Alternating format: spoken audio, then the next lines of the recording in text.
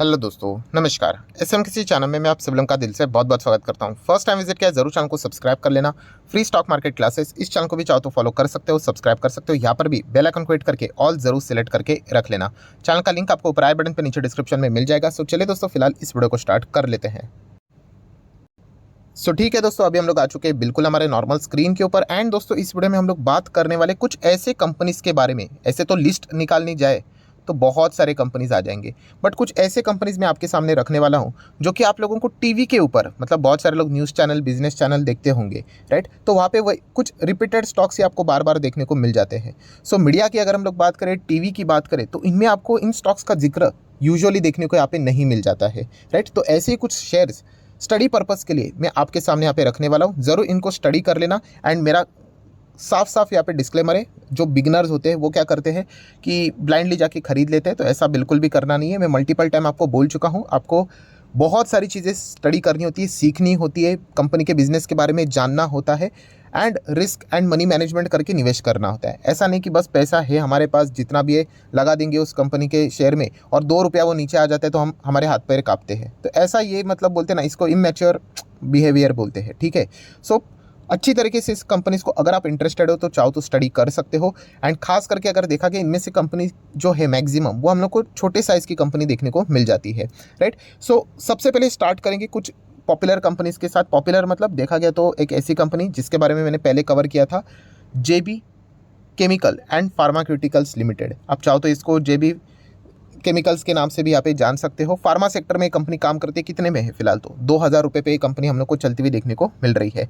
1 साल का डेटा क्या है? 25% के रिटर्न से, ठीक है। ज़्यादा कोई एक्साइटमेंट वाला परफॉर्मेंस नहीं रहता है इसका, आप देख सकते हो, हौले हौले धीमे धीमे करके ही चलता है करके, राइट। पेशेंस वालों का स्टॉक है। 5 साल में कितने हैं?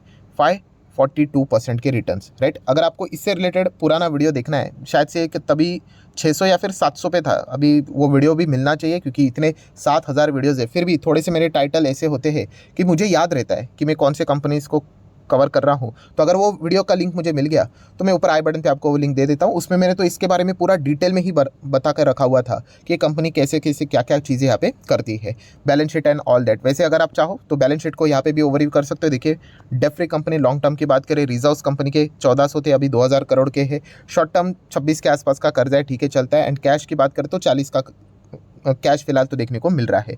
बहुत ही ज़बरदस्त स्ट्रॉन्ग बैलेंस शीट वाली कंपनी है। 1976 से ये कंपनी काम करते हुए देखने को मिल जाती है, राइट। एंड आपको पता है फार्मा सेक्टर बहुत बड़ा होता है, तो हर एक इसमें किसी ना किसी की स्पेशलिटी होती है। तो वैसे ही अगर हम लोग कहें तो इस कंपनी की भी हम लोग को उसके प्रोडक्ट के प्रति हम लोग को स्पेशलिटी देखने को यहाँ पे मिल जाती है। अगर हम लोग इसी कंपनी की अगर हम लोग यहाँ पे बात करें तो जो डोमेस्टिक फॉर्मुलेशंस होते हैं वहाँ पे 53% का ऑलमोस्ट मार्केट शेयर देखने को मिल जाता है। एक्सपोर्ट की बात करें तो 31% के आसपास। एंड कंपनी 15,000 करोड़ के मार्केट कैप के साथ अभी मिड कैप बन चुकी है। पहले हम लोगों ने देखा था इसको, बहुत ही छोटी कंपनी थी, small cap micro cap type की कंपनी हम लोग इसको यहाँ पे बोल सकते हैं। अगर हम लोग और थोड़ा नीचे यहाँ पे आ जाए, शेयर होल्डिंग पैटर्न को थोड़ा सा फास्ट चीज़ों को कवर करेंगे ताकि ज़्यादा शेयर्स को कवर कर सके। 54% प्रमोटर की होल्डिंग है, 8-8.5% एफआईज है, 19% डीआईज है। पब्लिक की बात करें तो 18% की होल्डिंग देखने को मिल रही है। जेबी फार्मा की अगर हम लोग बात करें, जेबी केमिकल की अगर हम लोग बात करें, तो डेफिनेटली इस कंपनी को आपने टीवी के ऊपर कभी ज़्यादा देखा नहीं होगा। आप चाहो तो इसको स्टडी यहाँ पे कर सकते हो, इनकी वेबसाइट के ऊपर विजिट कर सकते हो। बहुत सारी चीज़ें आप लोगों को जानने को, स्टडी करने को मिल जाएगी। नेक्स्ट कंपनी है दोस्तों, जो कि हमारे मतलब इस चैनल पे अगर आप होंगे तो आपको ज़रूर पता होगा, यहाँ पे डबल डिजिट में था जब हम लोगों ने इस कंपनी को पहली बार देखा था। नो डाउट बहुत ही नैनो कैप ये कंपनी थी। आज भी देखा गया तो small cap and micro cap type का ही इसका नेचर है, यशो इंडस्ट्रीज, राइट। केमिकल सेक्टर की दिग्गज कंपनी हम लोग को देखने को मिल जाती है। 5 साल के रिटर्न्स देखोगे तो बाप रे बाप 1400% के रिटर्न्स। एंड मेरा बड़ा एंड क्लियर बिग डिस्क्लेमर है, यस ये कंपनी मेरे पास बहुत पुराने समय से है, तो ये भी मैं बात आप लोगों को साफ साफ बताना चाहूँगा। चाहो तो इसको स्टडी कर सकते हो। मल्टीपल टाइम्स मैंने आपको बताया, इनके क्लाइंट्स अगर आप देखोगे अलग अलग सेक्टर में कंपनी काम करती है। फूड एंटी ऑक्सीडेंट में है, स्पेशलिटी केमिकल में है, एरोमा केमिकल की बात करें, रबर की बात करें, लुब्रिकेंट की बात करें, हर एक सेक्टर में कंपनी का बहुत अच्छा योगदान है। इतनी छोटी होने के बावजूद कंपनी का एक्सपोर्ट मिडल ईस्ट है, अमेरिका में है, यूरोप में है, तो जियोग्राफिकल प्रेजेंस भी इस कंपनी का शानदार देखने को मिल रहा है। हमेशा बहुत सारे लोग ये पूछते ही रहते हैं, सर आपको पहले कैसे पता चल जाता है। मैं अगेन कह रहा हूँ दोस्तों कि आपको बिजनेस समझ में आना चाहिए, नो डाउट। एंड मैं ये नहीं कह रहा हूँ कि जो मैं शेयर्स की बात करता हूँ वो हमेशा सक्सेसफुल होते हैं। कितने ऐसे स्टॉक्स हैं जो कि फेलियर की भी हम लोगों को मतलब देखना पड़ता है, राइट। छोटे कंपनीज को ट्रैक करना इतना सिंपल यहाँ पे होता नहीं है। सो आप देख सकते हैं आज भी इतना भागने के बाद भी कितना है, 2000 करोड़ का भी मार्केट कैप नहीं है, इतनी ये छोटी कंपनी है। बट ज़बरदस्त इसके क्लाइंट्स हम लोग को, मैं मल्टीपल टाइम्स इसको कवर कर चुका हूँ। कंपनी के क्लाइंट्स बहुत ही अति सुंदर है, आप ऐसा भी यहाँ पे बोल सकते हो। एंड कंपनी का नेट प्रॉफिट देखिए पहले, मतलब जीरो, मतलब क्या, कंपनी का बिजनेस तो होता था बट खर्चे अगर हम लोग देखेंगे, ऑपरेटिंग प्रॉफिट था बट बहुत ज़्यादा खर्चे, कर्जे की बात करें तो कुछ प्रॉफिट बचता ही नहीं था, ठीक है। उसके बाद 2 करोड़, 4 करोड़, 8 करोड़, फिर जो रफ्तार पकड़ी कंपनी ने, अभी आप देख सकते हो शानदार परफॉर्मेंस देखने को यहाँ पे मिल रहा है। एंड खासियत आपको पता ही है कि छोटे कंपनीज में अगर आप जाते हो, याद रखना हमेशा ये पैरामीटर, किसी पैरामीटर इसको आप चाहो तो बोल सकते हो, प्रमोटर होल्डिंग ज़्यादा होनी चाहिए। अगर प्रमोटर होल्डिंग अगर यहाँ पे बहुत कम होगी, लेट से लेस देन 50%, तो मैं सीधा मतलब कट करना ही पसंद करता हूँ, फिर वो चाहे बिजनेस कितना भी अच्छा क्यों ना हो, राइट। मतलब बहुत ही छोटे कंपनीज के हिसाब से मैं बात कर रहा हूँ, राइट। वरना क्या हो जाएगा कि थोड़ा बहुत इनका परफॉर्मेंस अच्छा हो सकता है, अगर गिर गया स्टॉक फिर वापस कमबैक कर पाएगा नहीं कर पाएगा, तो उसके ऊपर डाउट आ जाता है, क्योंकि प्रमोटर कम है करके। अगर ज़्यादा रहेंगे तो प्रमोटर पूरी कोशिश करेंगे, राइट। ये फैक्टर हमें पता होना चाहिए। अभी एफआईएस तो मतलब ना के बराबर ही है, एंड बाकी सब कुछ आप देख सकते हैं पब्लिक के पास है। तो इस कंपनी के बारे में भी आप लोगों ने कभी सुना नहीं होगा, राइट। माइक्रो कैप कंपनीज को वैसे भी टीवी वाले ज़्यादा कवर नहीं कर सकते, क्योंकि उनका रीच बहुत होता है, तो उसके चलते वॉल्यूम्स भी बढ़ सकता है। आपको पता है रिटेल इन्वेस्टर ऐसे होते कि ब्लाइंडली जंप कर लेते किसी भी स्टॉक में, तो कुछ हम उनकी मजबूरियां भी ऐसा यहाँ पे बोल सकते हैं। तीसरी कंपनी दोस्तों एफसीएल, ये भी एक केमिकल सेक्टर से जुड़ी हुई कंपनी है। 200 रुपये का भी ये स्टॉक नहीं था, तब से हम लोग इसको देख रहे हैं। बीच में बहुत ऊपर गया था, अगर मैं आपको 1 साल का डेटा दिखा दूँ, ये देखिए कहाँ तक गया था, देखिए 400 तक, एंड फिर वापस सडनली नीचे आ गया। ये देखिए यहाँ पे देखा था ज़बरदस्त रॉकेट, वापस नीचे। तो इसका अर्थ ये नहीं कि खराब हो गया करके, ये इन स्टॉक्स का नेचर ही वैसा है। इनको मैं कम क्यों कवर करता हूँ, क्योंकि कितना भी अगर हम लोग देखें तो रिटेल इन्वेस्टर क्या करते हैं, ब्लाइंडली निवेश कर लेते हैं, एंड बाद में इस प्रकार की गिरावट वो बर्दाश्त नहीं कर पाते, क्योंकि लैक ऑफ स्टडीज़, कंपनी के बिजनेस के बारे में कोई आइडिया ना होना, राइट। सिर्फ रोज़ पोर्टफोलियो को देखते रहना, 10,000 का अगर 6,000 दिख गया तो पैनिक रोज क्रिएट हो जाना, तो इसके चलते वो एग्जिट कर लेते हैं। और इन स्टॉक्स में इस प्रकार का नेचर बहुत ही स्वाभाविक है, ये कोई आज के दिन की गिरावट नहीं। इसके पहले भी अगर आप चेक करोगे 5 साल का डेटा, तो ये कंपनी 83% क्रैश हुई थी। चेक कर लो, चाहो तो कैलकुलेट करके देख सकते हो। इनफैक्ट 83 भी मैंने कम ही बोला है। तो इसका अर्थ ये नहीं होता है कि कंपनियां खराब होती है, उनका नेचर ही उस टाइप का है। छोटे कंपनियां थोड़ा भी 19-20 हुआ ना तो सीधा बड़ा सेल ऑफ आता है। अभी इन कंपनीज के नंबर रहेंगे, देख लेना, अगर थोड़ा भी नंबर्स खराब आ गए जोरदार पिटाई हो जाती है। बट बिजनेस बहुत ही इंटरेस्टिंग है इस कंपनी का, जैसा यशो इंडस्ट्री का भी बिजनेस हम लोग को देखने को मिल जाता है, वैसे ही speciality chemical, textile, construction, water treatment, fertiliser, leather, paint industry, सब में इस कंपनी का योगदान है। एंड 1979 से ये कंपनी काम यहाँ पे कर रही है। इसका अर्थ ये नहीं कि आग बंद करके किधर भी पैसा लगा देना करके, अच्छी तरीके से स्टडी करना होता है। और जैसे मैं बार बार कहता हूँ, ये सवाल आते रहता है कि सर ऐसे तो बहुत सारे कंपनी हमें अच्छी लगती है बट डर लगता है। ये बहुत ही स्वाभाविक बात है, और इसीलिए तो मैंने आपको बोला SQSA फॉर्मूला इस्तेमाल करो, स्मॉल क्वांटिटी या फिर स्मॉल अमाउंट। इससे आपका कॉन्फिडेंस बढ़ता है दोस्तों, और कोई आपको कॉन्फिडेंस नहीं दे सकता। आपको यही चीज़ अपनानी पड़ेगी। एक शेयर खरीद के भी आप स्टार्ट करोगे तो भी चल जाएगा, बट खुद की स्टडी होनी चाहिए। ऐसा नहीं कि रैंडमली कोई भी एक शेयर खरीद लिया करके, राइट। खरीद कर देखो, अगर आपकी स्टडी सही जाती है फिर आप धीमे धीमे करके क्वांटिटी बढ़ा सकते हो। यही सक्सेस पाथ होता है दोस्तों। ऐसा नहीं कि सीधा जाके लगा दिया 1 लाख रुपया, 10,000 क्वांटिटी खरीद लिए एंड फिर नहीं चला तो फिर पैनिक में आगे करके, इससे मतलब बोलते ना शेयर मार्केट से एग्जिट हो जाओगे डायरेक्टली। तो ऐसा नहीं करना है हम लोगों ने, संभल कर चलना है। जितना आप मार्केट में टाइम गुजारोगे ना, आप 5 साल दे दो मार्केट को, डेली बेसिस के ऊपर आकर अगर आप इन चीज़ों को सीखोगे, सिर्फ वीडियोस भी मेरे देखोगे ना, आपको 5 साल बाद मार्केट का एक पैटर्न समझ में आ जाएगा।